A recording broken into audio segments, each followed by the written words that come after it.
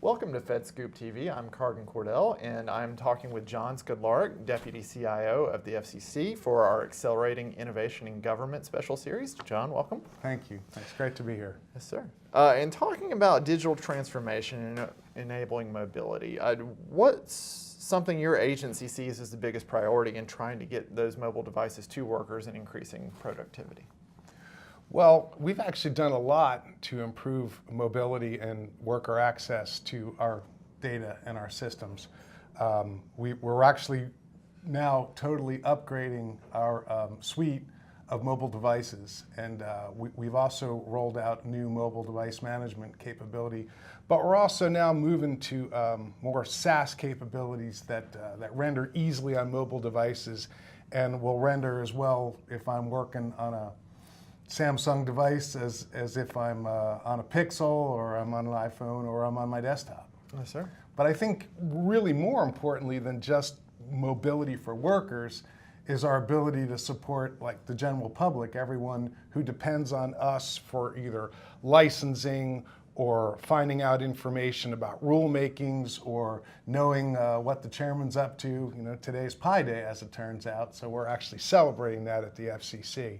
And we've moved to fcc.gov that runs off of Drupal and will render seamlessly on any device. And we're, again, moving towards more modernization of our systems where instead of kind of classic custom heavy hardware solutions, it's cloud-based and it will render anywhere. Now, security is a very important aspect of mobility in itself. What are the things that you're looking at as an agency in terms of prioritizing that without compromising productivity? Well, we've actually placed a very high priority on security. And what we've done is move from a lot of classic, if you will, perimeter security devices that were on-prem to working more towards now cloud-based devices. But I think it's really important that even though we are absolutely securing the endpoints with antivirus, with mobile device management, we're also securing across the enterprise. We can't just look at endpoints because you still don't know when your endpoints are out in the wild what's happening with them. So I think it's really important that we have a resilient enterprise where we're not only securing the endpoints, but we're looking at the traffic that's going through the enterprise, where we're looking for anomalous behavior, where we've got web access firewalls that provide a little bit extra security after I get from the endpoint. So security is vitally important, but I think that where there used to be more of a trade-off between security and usability, that there's been so much progress in that area that now you can have both. Sir. In talking about virtual reality, we're seeing a lot of new applications, or at least possibilities, opportunities in the workforce area. Has your agency been exploring that? Is that something that they're looking at, especially other immersive technologies to take training to the new level? And what do you see coming in the next 12 to 18 months with that technology? Sure. So a lot of our employees are lawyers and economists. So in terms of direct virtual reality kinds of training opportunities, I don't know that that's really a sweet spot for us, as opposed to, say, being an aircraft mechanic or doing some other kind of work where you can use VR to augment the training experience, ideally at a lower cost. But what we have done is we've just upgraded our FCC learning management system, something we call FCC University. And again, we've gone to a cloud-based platform that offers a lot of really great content and is now available to any of our users wherever they are. So it's certainly in terms of, back to our themes of mobility and scalability and usability, we've done that. What we're looking at now is how can we possibly expand our offerings to include virtual classrooms? So now I can have employees, there's Blackboard and other kinds of things that are the more traditional sort of online training platforms, but we're looking at how do we go to the next level so that we could potentially have a virtual classroom and people are interacting virtually within this classroom to have a shared learning experience. Yes, sir. We've talked a lot about a bunch of different technologies, speaking of mobility, once again VR, and security, other immersive technologies. Looking ahead, with agencies trying to reimagine their computing, enhancing the user experience, and keep productivity and mission outcomes up, what do you think we need to do to continue to foster that, make it more productive? Well, I have to say this is a really exciting time to work at the FCC. I love the FCC.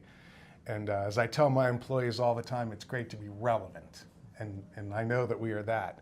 So we're continuing to work on the post-incentive auction work that we're doing for the 600 megahertz incentive auction that was held, where we're repacking the spectrum and providing more broadband internet capability. So that work is underway.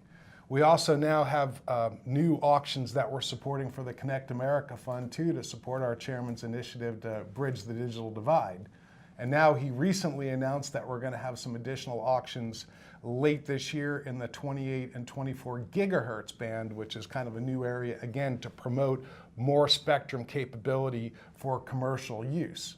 So we have all that work going on. And in stream, we are looking at moving in 2 years, and we're trying to imagine, well, what is the future of work and the work environment? How are we going to fundamentally do things differently? So we're looking into the crystal ball and we're saying, how do we want to organize our workspace and how do we want to organize our workforce to be forward-leaning and forward-looking, not only for the next 2 years, but the next 5, the next 10. And that's really great. And I would say to you that 2 things really jump out at me. One is information. I didn't say data, I said information. And the other one is ubiquity.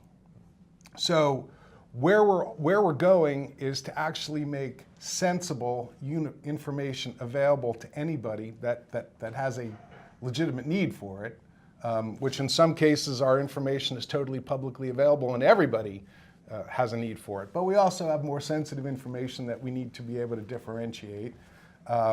So, you know, we've gone to more, as I said, SaaS offerings where the identity management capability is now cloud-based, so it's not tied to an on-prem infrastructure, right? So this allows more of this ubiquity, and the information piece, I think, is where everybody's really trying to go. We've implemented a new business intelligence platform, and we've also implemented a data platform where we've provided data both internally and externally. An example is all of the comments that we received for the Restoring Internet Freedom docket, as well as like our Consumer Help Center, where we post all that data and anybody can go pull it down and slice it, dice it, mine it, draw inferences, provide analyses of their own making, that they don't rely upon us, the FCC, to have to feed to them in the format and in the manner that we choose. I mean, that's super exciting. So when I try to imagine where we're going in the future, I think it's a matter of continuing to facilitate capabilities that are available to anyone who needs them, anywhere, anytime, and in a manner that best suits them. John, thank you very much for joining us. I appreciate it. Thank you so much. It's a pleasure. Pleasure. All right. For more information on our Accelerating Innovation in Government series, check us out at fedscoop.com. I'm Carden Cordell. Thank you for joining us.